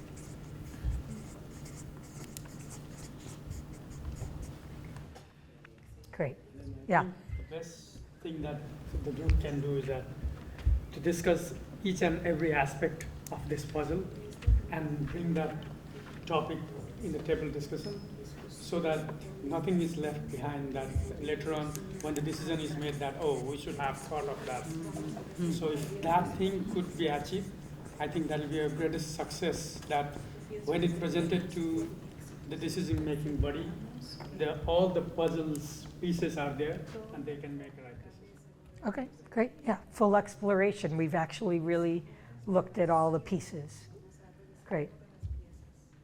Yes, please. Bueno, para mí el éxito sería haciendo la visualización de poder entrar ya a esa escuela el día de la inauguración y ver que la escuela tomó en cuenta todas las necesidades educativas, culturales, científicas y de los programas que ya existen, como los programas bilingües y de educación especial. Toma en cuenta las áreas de juego tan esenciales para los niños, el tamaño de los salones de clase, su gimnasio, su estacionamiento, el sonido, los elevadores, la rampa, la cafetería, el mobiliario, y que todo esto contenga el espacio necesario para que la población estudiantil que ya existe esté feliz, cubra sus necesidades y haya una proyección en espacio para los estudiantes futuros, ya que va a ir creciendo nuestra comunidad y ellos puedan ingresar sin sentir que el salón se acortó. Entonces ahí podemos ver de que la escuela llenó todas las necesidades que necesitamos y sentirnos confiables de que pueda durar por lo menos 30 años y no que nos va a costar más tiempo que se construya a que ella se destruya.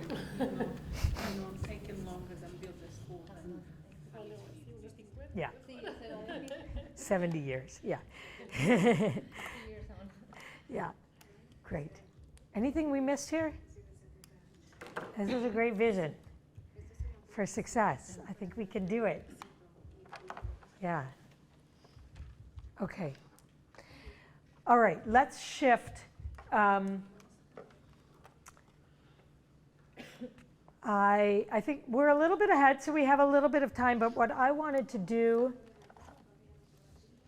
is maybe talk about the work plan. So, I don't know how to use PCs. There's a way to display this. Oh, yeah, I just want to make it, oh yeah, okay. Excellent, okay. All right, so again, this is something in your packet.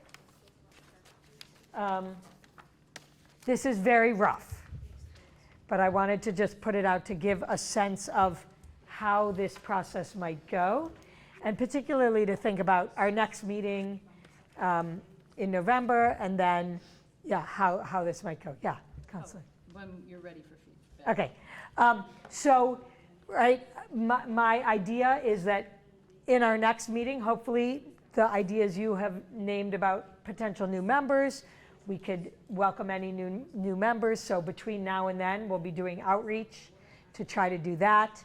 And any additional data needs, start to present information about the data that already exists, start to review all of that and its impacts, talk about the broad public process, and start preparing for an initial phase of the public process. And so I could imagine that might be basically what we do at our next meeting. And then we want to do some kind of public visioning, bring in the public's views, not just through meetings, but through, meeting people where they are, and surveys and polls and postering and, all the ways we might be able to reach people, to make sure that we understand what are the issues they care most about, right? Like what matters, right? We've started here with some of this, right? Like we want to make sure that we're meeting the educational needs, hearing it loud and clear, right? We want to make sure that it's a long-term plan, it's a long-term vision, it serves all the people, right? We have to think about what the impacts on housing costs and keeping our city affordable, right? All of the different pieces, and we want to bring all of the community voices into that question as well. So we imagine that there would be some amount of, some public meeting or meetings or workshops where public can weigh in on these things, and then other ways that the public can weigh in. And we can continue to review data, maybe at our December meeting. And then as we get into the new year,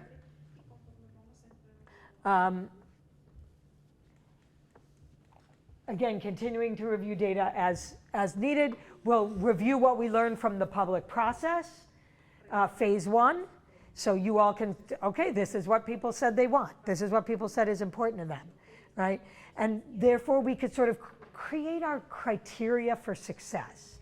And that can really help us when we're going to actually have options and start weighing them. And we could say, well, how well does this option meet these goals? How well does it meet those goals, right? So we'll actually be able to use that to deliberate effectively, right? And then what we could start to do over those meetings is build a set of options, right? Okay, what might we actually recommend? What are the different pieces of it, right? And we could build a couple packages and compare them to each other, right? Or maybe everybody's already ready to align on one best package, right? But we'll sort of figure that part out. We'll do, when we're ready, when we have an option or a couple of options that we're ready to get more input on, right? We'll do another round of our broad public process, and we'll give people the opportunity to say, well, what do I like about these options, and what would I improve about these options, right? And then we'll collect that information, bring it back, right? And you guys will then have that to work with as you refine and seek consensus, right? So you'll notice dates are, how many meetings will that take? I don't know, right? Again, planning, knowing we have that time, it's available to us if we want to use it. Maybe we don't need it. And then we'll end with trying to get our consensus, getting a final phase of public engagement really just as a check, right? To let people know we want to make sure we always close feedback loops with the public. And ultimately by November and no later, right? But maybe earlier. I mean, by October of next year and no later, but maybe earlier, we want to try and have our consensus to send to the mayor. Any questions or suggestions or comments about this approach? Yeah. So you mentioned options and talking through those. Yeah. Who's actually going to determine those options? You. Well, so I mentioned that because in those December meetings Yeah. with the city last year, a Yeah. lot of parents came Yeah. with ideas to the city, and they were pretty much immediately shut down as not Yeah. feasible. Yeah. So if that's sort of the response previously, what's changed, and Yeah. how creative can we get? Yeah, that's an awesome question. So what will be different is that you will have all the information about what is feasible. So you will know before you, right, because you're going to see, oh, this is the economic reasons why, right, this is the capital budget concerns that make these options not that realistic, right, or these are the legal land swap issues that might make that impossible, right? So you will be working within the constraints of the information that you are learning about what is feasible, right? So my guess is there's not all kinds of new locations for you to play with, right? The city did a pretty good job, in my understanding, of identifying possible locations, right? So that's probably not where the creativity is. The creativity may lie more in the, okay, how do we make this kind of option more, meet these needs, right? Yeah. Matthew does raise a good point. There was a whole poster board project Yeah. where people threw their ideas. What happened to them? Yeah, I think we have that data, and I think we can bring that all to you, for sure. Yeah. That's all. We want to build on everything that's happened before, right? We don't want to start over. We don't want to reinvent. We want to build on. Yeah. And also, I don't think it may be on this page, but there was a Zoom-only option. A what? There was a Zoom-only option of the format of the meetings, which I wholeheartedly disagree with. I think they should absolutely be hybrid. An option, of course, to Zoom, but I think in person is a important option to continue on. Yeah. Okay. So we're going to get to that at the end of today, when we get back to I wanted this. to make sure that feedback was relayed. Yeah, when we get to this is the one where we're proposing virtual for the next 2 meetings. Happy to jump right there if you want to talk about it right now. So the feedback we have gotten, right, is that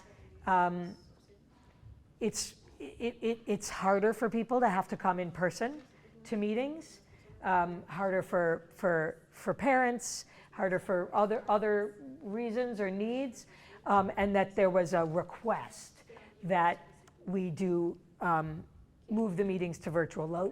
I will say, why not hybrid, right? It's a possibility. We need to be in a location where hybrid is really going to work, right? That means that everybody at home can see and hear everything happening in the room, and that everybody in the room can see and hear everything happening at home. Now, it's easy to do if we have facilities that we can do that at. I'm open. Yeah. Well, with that openness, Yeah. I've heard opposite feedback, that virtual only is an intense barrier to representatives of our community, most predominantly lower income or people that have spotty Wi-Fi. And a lot of our senior community tell me specifically, consistently, that they prefer an in-person option. Yeah. So that is not a lot of feedback that a lot of other people hear. Yeah. So I think that for equity issues, that we should be doing hybrid. There should be an option to virtual, or because yes, that there absolutely has been a blessing to increase it, but we must also provide an in-person for those. If there has been lots of thoughtful decisions of like having rec here to care for children, and this space is great. However, it wouldn't be an extra stretch for a once-a-month meeting being hybrid. Yeah. So it can't be here if it's hybrid, because I don't think we have the infrastructure to be heard and seen. We would need to be in a meeting room that is built for hybrid meetings. And I don't know, I can bring that back to the planning team and see what kind of options are available. It makes our it makes the dates more challenging, the dates and times, because then we're within the constraints of whenever those spaces might be available. But I'm happy to hear from other people sort of what your preferences are on virtual versus in-person versus hybrid. Yeah. So let me start by saying that, I'm getting a stipend to be here, so my opinion of what's easiest shouldn't be relevant. That said, I've heard some of the things from seniors about preferring in-person meetings, but I think there's no question that for families with small children, the virtual option has been proven superior. School committee attendance is up dramatically. Yeah. Since we had a remote component. That said, to your point, we don't do hybrid well in the city. Yeah. Like, we just don't do it well. I would love for the city to invest in the resources it takes to do hybrid well, because it takes resources. But right now, the city hasn't done that yet. Yeah. I have a potential option, which is if people like you as the committee, right? There's the question of you as the committee, and there's the question of the public who might want to be watching and be able to speak at public comment, right? If you as the committee are all comfortable with virtual, then perhaps there's a way to just have a live stream of the virtual meeting in a physical location in the city for people who want to attend And they can zoom in from that location, right? But then they're not dealing with the if that's a concern. So I've seen that done in places before. We do it in every city council meeting.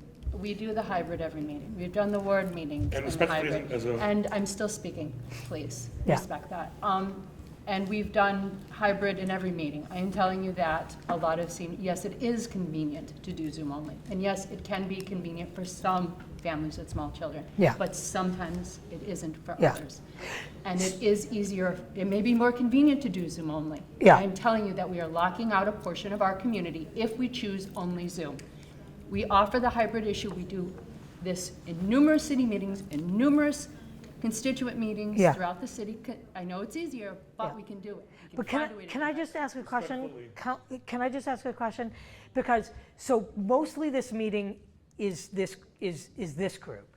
So most important is actually what is convenient and the wishes of all of you in making sure that the public has access to what happens in these meetings. It's being recorded, and people are, right? And so then it's streamable, et cetera. If there are people who want to watch it live, that was my suggestion, to allow that. I don't, I'm open to any of those options, but I think my big question is, if this meeting were hybrid, how many people would prefer, the committee members prefer to be virtual? Right? Because if the committee's all virtual, then only members of the public are in person and everybody else is at home. Do you see what I'm saying? Again, for full transparency, Yeah. hybrid option is the best way to go. Yes. So respectfully, one, yes, school committee and city council both do hybrid meetings, and they don't do them well. Especially if you are, and this is true for anyone, like, it is hard to do real deliberation in a half and half space. Because inevitably, either the people in person end up getting talked over by the people doing remotely, or the other way around.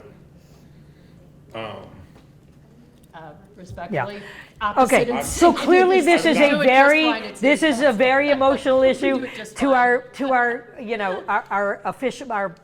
elected officials who deal with this on a regular basis. What I'm going to do is I'm going to try and get input. We don't have to do it here. I think maybe given the environment that we have set on this topic right now, I'm going to actually check in with you all after the meeting to better understand what your wishes are. And I think, again, I want to get from the it must be this or it must be this, to why, what are we trying to make sure, what kind of accessibility are we trying to offer, and let's focus on that. Let's make sure that if there's accessibility we're concerned about, we find ways to offer it, but we don't get locked into a this or that kind of debate, right? This is sort of maybe our first example as a committee of trying to make decisions together, where I want us to be able to move from we must do this to well, here's the underlying concerns I have, how can we meet those concerns? So if the concerns are making sure that there's, everybody can see and hear who's part of the meeting and the meeting is able to function effectively on the one side, those are interests, right, that we want to try to meet, and that people feel that they're able to access the meeting and the committee, we can do that too, right? And we don't have to get locked into it must be this or it must be that. I want to hear from a couple other people, please. Yeah. Is it possible to, and this is probably a conversation that would have to happen, as you said, over email, one-on-one with people, but can we be thoughtful about each of the meetings and whether or not it's possible to do it virtual, hybrid, or in person? Yeah. I'll say, I'm someone with a learning disability, and virtual meetings are really hard for me to, keep up with, because I will and I have 3 cats who are really annoying and distracting. Yeah. And I know, like, culturally too, you know, from doing the Somerville Movement meetings, we've had a lot more turnout for our in-person meetings compared to when they were virtual before. But we also have to think about flu season coming up, and maybe people will have to stay home with their kids. My son's 10, so it's okay that he's staying up a little bit later, but for Matthew, he has little ones that are hopefully in bed by now. Yeah. You know, Yeah. so Great. maybe each meeting could be tailored to, like, the topic and the kind of input we're trying to get from the public. Thanks. That's helpful, Cassie. Did you want to? Sobre lo que estamos hablando, déjame entender bien, porque si estamos diciendo que este va a ser un comité y vamos a integrar ciertas personas más, va a crecer aún un poco más del comité, vamos a ver cuántos, 30. O sea, la interacción que tú hablas de toda la ciudad, ¿en qué punto entra acá? Porque entre más personas sabemos, más personas vamos a dar nuestro punto de vista y se puede extender. Porque hablamos de transparencia, pero puede ser lo que estabas diciendo, que pueden ser estas reuniones tomadas en video y la población las puede ver. Pero si hablamos de minis, donde va a estar toda la población y toda la población va a querer opinar, no vamos a terminar en una noche.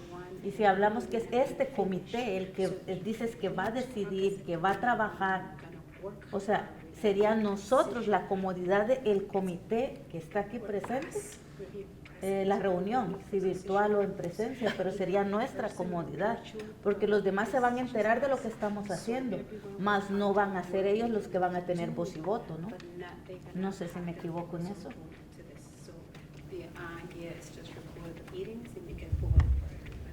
Yeah, great, thanks.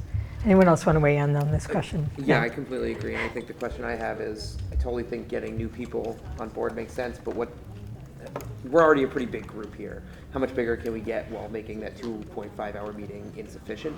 Yeah. And making these just more and more complicated too. So I think just hearing more about your strategy for facilitation and what you think your end goal over the next couple meetings is. Yeah, I mean, in terms of. I'd also like to return to the other thing. Okay, great. I know we kind of in terms of size, I mean, my vision is like we can have a couple more people, right? I don't think we're trying to add 10 more people. I think we're trying to add, 3 to maybe 6 more people. We could be okay with that. I think if we get much bigger than that, then yeah, I think it gets harder. So, so yeah, that's my answer to that question. So it's really for the committee, and maybe there'll be a few more of us. We also want to keep in mind we have invited some high school students to be part of this, right? We didn't talk yet about the time for the meeting of night, but right, we want to think about what works best for them, transportation and et cetera, to come to a meeting or to be virtual. But we don't have to resolve this question here. It may be better for me to just talk to each of you one-on-one and check in with you and find out what are the considerations you have about meeting time and virtual versus hybrid versus in person, if that's okay. But if you wanted to say more about it now, you can. Well, yeah, I mean, I think I want to go back to the agenda part as well, because I had a couple Yeah. of questions on that as well Great. too. But I will say, as a parent of young children, flexibility is ultimately the thing that I find most effective there, which is why I think the hybrid meetings work well. Work well is not good, because I also agree with you, Andre, that it's a gap in our. It is very hard to feel part of something in a hybrid unless it is designed from the ground up to be hybrid. But yeah, for young children, I don't know what they're going to be doing on a day-to-day basis. I don't know how sick they're going to be any given day. You can play it day-to-day. I can't play it out an hour sometimes. Yeah. Well, I would just say that I have two young children, and precisely because of that, I prefer to be in person. Deal with them, I agree. and then I can focus, which is what we're here to do. So Yeah. I prefer person, but I've obviously, do whatever the group wants. So Yeah. I'm happy to do it. Yeah. I think what I'm trying to say is the optionality is Right. important Yeah. because Yeah. crises happen with young kids all the time. That means I can join, I'm just going to have to watch them watch TV because they're both instantly sick. Yeah. I might be old school, but 90% of life is showing up. And in a group like this, I can talk to Matthew, I can speak to anybody here, I can see him before the meeting. Hey, what do you think about this? I can have those pre-meeting discussions in person. However, as Councilor Trezzo makes the point, it is a convenience for someone like us to be able to come here on most nights. But if it's a stormy night and you've got a 7-year-old senior who has transportation issues, the fact that somebody can participate hybrid is a major plus and is extremely transparent. Maybe they don't have much input, but they can watch, see, and listen. They can call us the next day and say, what are you talking about? Are you crazy? How can you possibly do that? That's what happens. Yeah. In a city of nearly $360 million, I think we can find the right way to make this technologically capable. If not, we got Harvard, Tufts, MIT nearby. Somebody there can help us make sure that we've got a very... We're in a $285 million building, talking about another Really, yeah. and $2,000 of equipment could make this a lot easier. So, Yeah. Okay. urge the city to come up with a solution. Great. So I think we've aired a number of interests and goals. We will go back, look at options. I'll talk to you each and learn a little bit more, and we'll figure out which and how to format to use for these meetings across the work plan. Yes. So yeah, on this, I think, this is a really good outline of everything there. If I'm understanding this correctly, meeting 2 will involve some discussion of the information that we've already talked about, right? And I think the slide you showed earlier showing that information list is great. Can we get a commitment from the city to actually provide that information in a readable format in advance? Like 2 week, I mean, that information should already be there, right? Yeah. Like almost every bit of that is things we've already looked at. Yeah. If we can get that even 2 weeks in advance, it can be a big packet then. People go through it. We can just focus it on questions and discussion rather than a presentation. That would be really, really useful. Yeah, so I'd love to hear people's thoughts on that. So I think this information, like the feasibility study, is a big report, but I think there's probably also PowerPoint version. There's a lot of information and will come in different forms. I think we'll try to get it to you as soon as we can, and also want to give you whatever is current.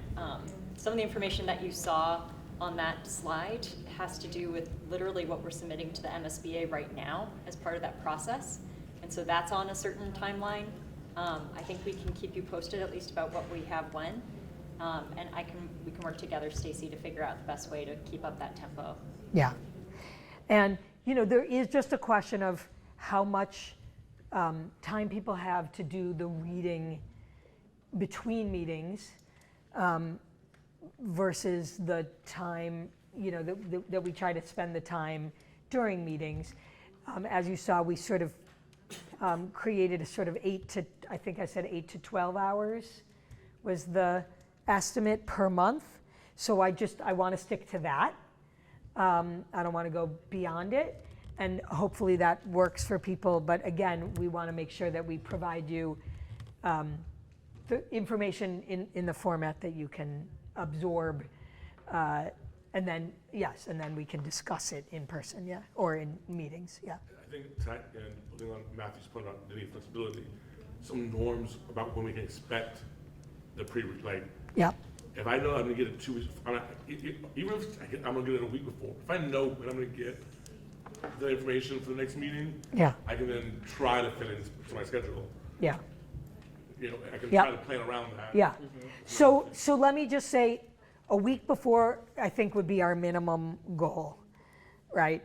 This meeting was a little rushed, although I think we were close still.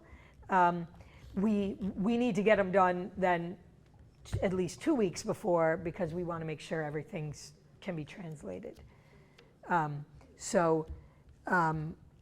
Maybe more than 1 week, but that's at least like certainly our goal. Yeah. So, that was the first thing. Yeah. Just knowing what the norm is. Yeah, that's the norm, that's the goal. The second thing is, I think there's always gonna be 2 levels of detail. I think the feasibility study is a perfect example, right? Maybe at some point I'm gonna read over the course of a year, I'm gonna read all 300 pages, however long it is.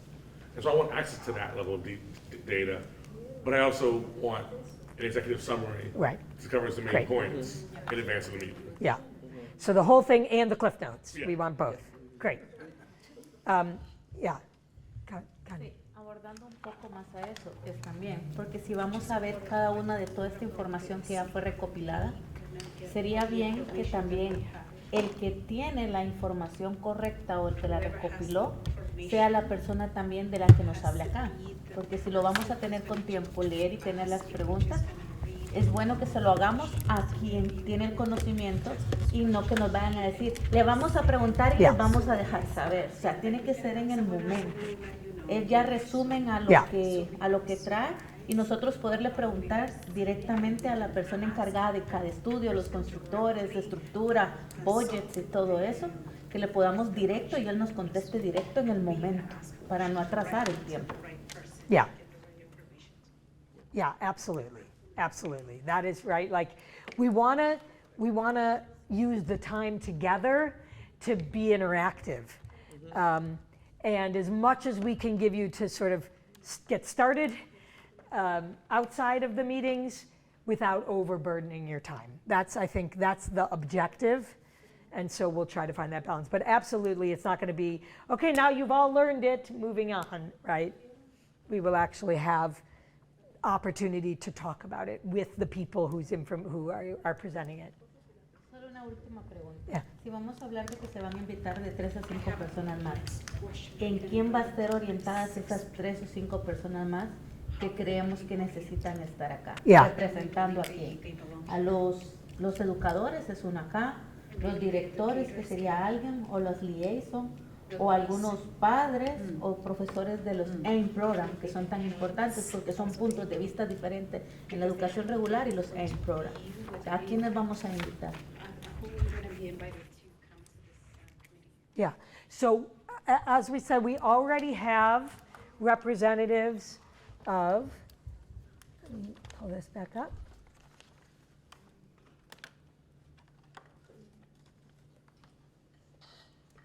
Right, so this is our current list of representatives, missing only our school building representative. We listed our students because we have identified students, but they're not here, and we're hoping they will join. You all suggested a couple of other potential categories, right? Neighborhoods, particularly kids who are, families who are involved in some of the special programming, educators, obviously, right? So we will be following up, trying to do some of that outreach in the same way we did to bring you all here. And then Mira and I and the planning team will orient them to catch up on what they missed from this meeting. Yeah. Actually, to Joseph's actually a really good point. Are there ways we can provide resources to people who would be able to serve? Like, can we provide childcare? Can we provide some resources to make it better for 2.5 hours a week meeting for a lot of families? Month. Yeah. Sorry. But it's still a real burden on Yeah. a lot of people. And I think a lot of people we're not seeing Yeah. are the people for whom it's a real burden. Yeah. So is there something we can do more? Yeah, this is something that the planning committee, I think, has been talking about. Again, one of those things that I convey to them and they need to explore. Child activities, I think, is something we now have a commitment for when we are in person. So at least there's that. And beyond that, we're looking into other possible ways to make it more accessible for people to be part of the committee. Brian, yeah. I guess this is a request. Can we, if we're getting information a week ahead of time, Yeah. can we also collect and curate questions during that week? Because often the cadence we see with like city meetings is we get the material and then we ask a question, they say, that's a great question, I'll have to get back to you on that. And Yeah. a whole nother month goes by. Yeah. And if I gave that to you 3 days in advance, you should be able to answer that. Yeah. Right? But Yeah. just to keep the velocity For sure. up so that we get to the good stuff and not not clarifying questions. Yeah, for sure, for sure. Yeah. Add to that, I think it would be really nice to get a commitment for any meetings where information is going to be discussed, that at least like Rich Raish and the mayor and other necessary people commit to attend this meeting to answer those questions directly. I think anybody who is a decision maker should be able to help answer those questions. Yeah. Yeah, that is going to happen. Yeah, that's the point. I'm not going to present it. I'll tell you that. Yes. That was just a key point to be made, that if Rich Rage can come and give us the details about the existing conditions of one or both buildings, I think that would be really helpful, so we can ask him directly, not a two-page report that he does, but for him to be here. Yeah. And to get that in advance, we'd be prepared to ask him those direct questions. Yeah, exactly. Yep. Another thing to consider is, speaking of the size of the committee, I think it's big enough that we could actually, if there's a lot of information, form subgroups and divide up that work as well. Yeah. I think that would be a nice approach there. It depends on how much information we have to go through, but it's worth considering. Yeah. Yeah. Building off of Jack's point now, when we do that, we want to make sure that, especially for things where like there's multiple angles to it, that we're getting several. Like, so it's not like, oh, I hear what you're saying. Now next one that needs to hear from, the superintendent to see what they think. Like, if we're going to tell her the status, the current status of the buildings, I want to make sure we have all of them at the table. Yeah. Well, I would say it this way: if there is disagreement about data, like if different agencies in the city disagree, or if we want to make sure that's known and we address that. If people all agree that this is correct, right, you might still want, but I'd like to hear what you think about what the implications of that are for this. Great, we could do that as well, right? There's two levels, right? There's we disagree on the numbers issue, which I hope doesn't happen terribly often. Yeah. Or at least we know that's the case. Yeah. But then there's the, given these numbers, what do you think we should do question, which is really what we're asking. Yeah. And that's a place where I think making sure we get all relevant voices at the same time is useful. Great. Y no sé si está entre la posibilidad de dar nombres, pero a mí sí me gustaría, por si no los tienen o no han hablado con ellos, es para mí, unas opciones serían Marla Aguirre, la liaison de la Brown, Mari Luis Turmino, que es nuestra liaison y que ha sido una persona que ha trabajado creo que por más de 30 años, conoce bien la educación, y por parte de la Winter, creo que es Carla Dodd, ¿no? La directora del AIM Program. Serían 3 personas que tendrían mucho que aportar a este comité. Yeah, and these are SFLC staff? No. No. Marla Aguirre es la liaison de la Brown School. Liaison. Does she work for the? She works for Brown East Somerville School. She works for the schools, The exactly. liaison Yeah, that's. I just wanted to clarify. These are employees. Yeah. So, pero más que todo, ellas conocen tanto los maestros como Yeah. nuestros hijos, porque se puede Yeah. decir que son las mamás de nuestros hijos en Great. la escuela. Yeah. Great. Yeah. I don't know how to solve for like accessibility or timing issues for this, but given that we're talking about like physical locations and sites, it would be interesting to create opportunities to see those. Yeah. So I don't know if that's like a meeting in those or an optional tour or what of like the Brown School, of the Winter Hill, at least from the outside, seeing Trump Field, et cetera, like could be interesting opportunities, even if it's just like optional work in between meetings for those of us that aren't as familiar. Yeah, for sure. Right, we could have like a Saturday morning, like let's walk from here to here and see what the walk is like, and check out from one school to the other. Absolutely. I suggest we have a meeting in person gradually, just so that people understand the need and understand the urgency of the situation. And respectfully, there's no way we will do that. The facility just isn't there. Yeah. You raise a good point. I think it is important in this to center the urgency of the Winter Hill aspect. And I know you addressed that earlier on as well, but I think it would be nice to see that addressed a little bit more, especially in terms of responses and timelines and everything, and what the plans are. I think, it's just something to see. But the decision of this group does not accelerate that timeline. Correct. Saying that. It could accelerate, as I've heard from some people. What it could do is, you know, if we're done in time for families to make their decision before the next school year or something, right? Or something like that. So it's not irrelevant, but it's not going to get the school built any faster. I would love to hear that from MSBA. I say that because I know that the Medford High project, which was put into the MSBA project at the same time as the same meeting ours was, Medford is further along in their planning process than we are. Yep. They don't know if it's going to make it happen any faster. But they have prioritized getting through the process as fast as possible on the off chance that it might make things go faster. Yeah. And I'm happy to, I mean, I think Rich would be happy to have a conversation about this. It's also probably the, you know, there are the many other forums in which you ask him these questions. You're unlikely to get that different of an answer, but we could certainly do it. Yeah. The mayor cannot make any decision before October. The mayor can make a decision before October.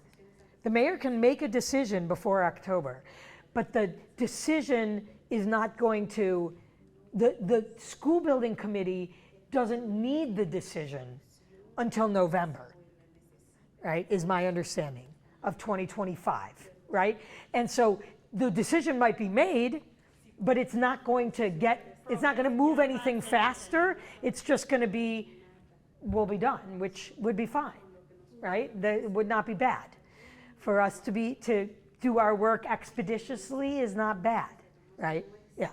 I would just encourage us to trust the process, because if we question the process through the process, we're not really gonna get to what we have to do, and we've been discussing for 45 minutes about the next meeting with our content. And I think that it's important to kind of step back. Yes, there's a lot of urgency on things, but the process is the process, and I think that, you know, it would make a good service for ourselves to try to challenge it. I think that the timeline is that, and it's probably a political issue, so I don't know if that's up to us to change it.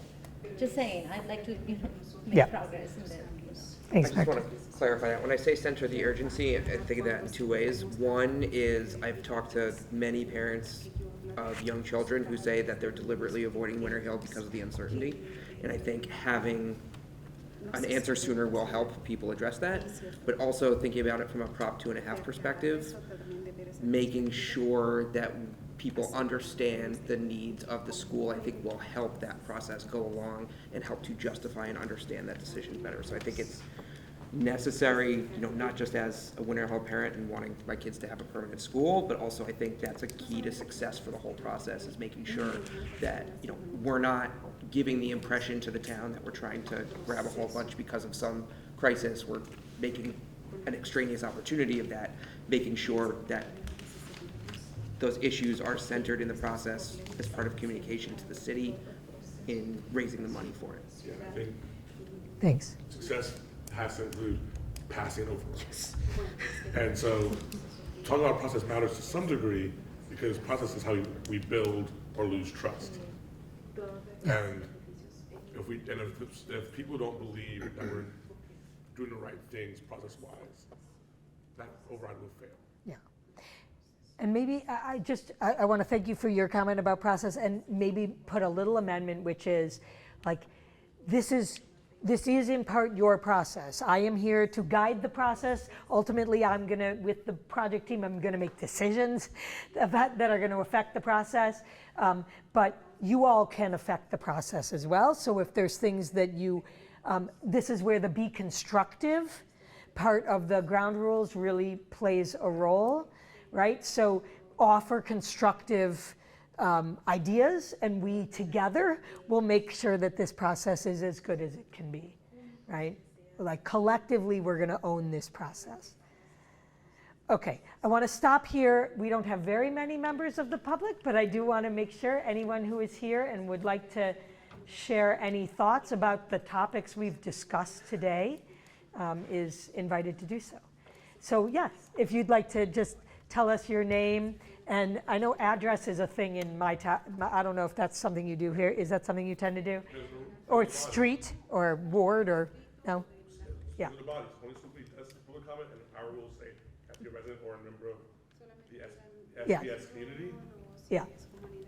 Hi, my name is Megan Brady, she, her. I am the very proud civics educator at the Winter Hill. So I guess my address is 8 Benaire Street, previously 115 Sycamore Street. I would just add 2 thoughts on the agenda. First, information needs. If you have not yet read what my students did last year over the course of 4 months, it is utterly remarkable. It is over 600 people in our community were surveyed, most of them students in all 4 home languages, conducted by kids, for kids, about kids' needs. And I will gladly send you all tonight a copy of their work in all 4 languages, though they did get recognized very publicly last night. Well, and SPS did pledge to send it send a copy to every member. So if you don't get it in the next couple days, let us know. SPS should be sending it to you. Or at WHCIS 8th grade on Instagram as well, for some kid-created content to accompany it. And the reason I bring that up as well is when we talk about the vision of success, my students interviewed interpersonally hundreds of students from which they derived the dream school. And it's not pie in the sky dream school, it's a dream school of working bathrooms, of an auditorium, of a park, because right now they don't have green space. And my vision of success then is that they get their dream school because it shows them that the adults in their community listen to them and center them.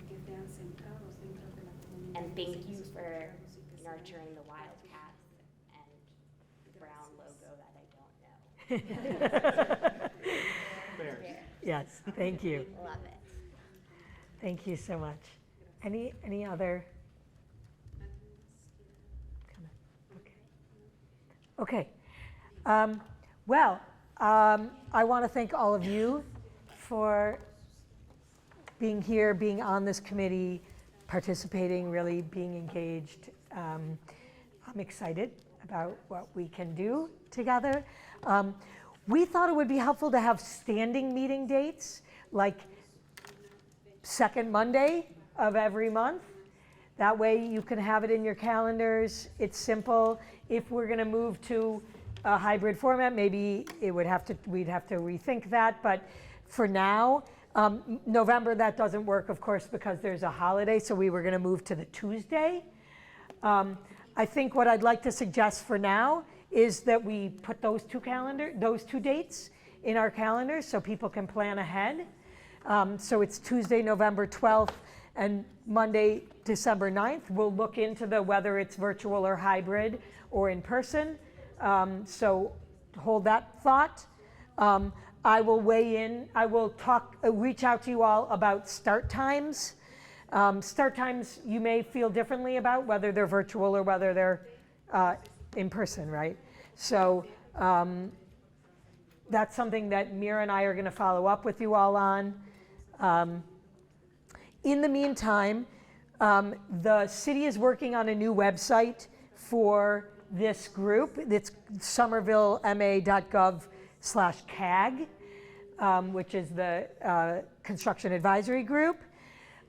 So it's right now a bare bones site. It's then going to they're doing a whole refresh of getting all the information about what's going on with Winter Hill in one place, or at least going through one place. But this one is where we're going to be able to put our materials. So hopefully we'll be working with the web team to get all of these materials up there. I do have one question for you all about that. And that is, we would like to put your names. I think your names may even be up there already. And my question for you is, if you are comfortable with your email addresses being put there so that members of the community, for example, members at, students at Winter Hill, or students or parents at Brown, or others in the community, people in the business community, right, can just reach out directly to you. So I didn't want to do it before I asked, but does anyone have a concern about that? Is there a way that, not me, because I'm in politics, so everybody knows my address, but can there be a general email address? There is a general email address. That goes to, right now that goes to the project team and us, and it will then go to you. So could that be in Yes. place of that. But it may be that people want to reach out to their particular representative, right? You're the representative parent for the Brown School, so I want to tell you about my concerns. They don't want to tell everybody, they really just want to reach out to you. So it's a question for you. Again, you don't have to answer it now. We can reach out when we check in with you about times and virtual versus hybrid versus in person. We will ask you about, can we put your email on the website? Did you have a question, comment? No, okay. Sound good? Anything else for today? We can close 5 minutes early and win an award on our first meeting. Thank you. Please drop off your interpretation equipment over here on the table. Please don't walk out with it. It's very expensive. Yes. Thank you all so much. It's great to meet you and looking forward to working with you.